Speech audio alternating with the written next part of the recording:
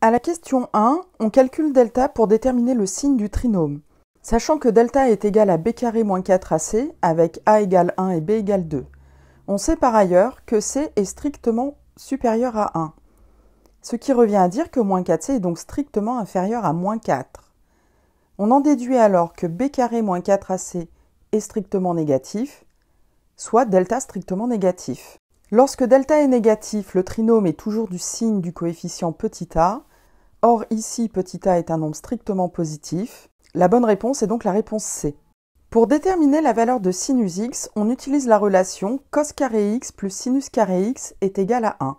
Ce qui revient donc à dire que sinus carré x est égal à 1 moins cos carré x, soit 1 moins 3 cinquièmes au carré, ce qui donne 25 25e moins 9 25e, soit 16 25e. Donc sinus carré x est égal à 16 25e.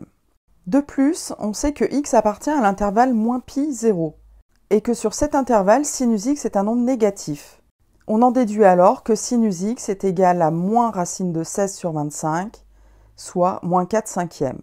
La bonne réponse est la réponse B. À la question 3, ABCD est un carré. On a alors les vecteurs AB et AD qui sont orthogonaux, donc leur produit scalaire est égal à 0. La bonne réponse est la réponse A. À la question 4, la droite d'équation 2x moins y plus 1 égale 0 doit couper l'axe des abscisses au point A, ce qui implique que la valeur de y doit être égale à 0. On calcule alors la valeur de x en remplaçant y par la valeur 0, ce qui nous donne 2x plus 1 égale 0, soit x égale moins 1 demi. Donc A a pour coordonnées moins 1 demi 0. La bonne réponse est la réponse D. Pour répondre à la question 5, on va utiliser deux propriétés de la fonction exponentielle. La première, e de x sur e de y qui est égal à e de x moins y, et la deuxième, e de x puissance y égale à e de xy.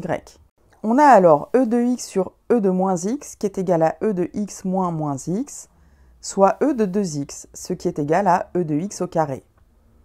La bonne réponse est la réponse C.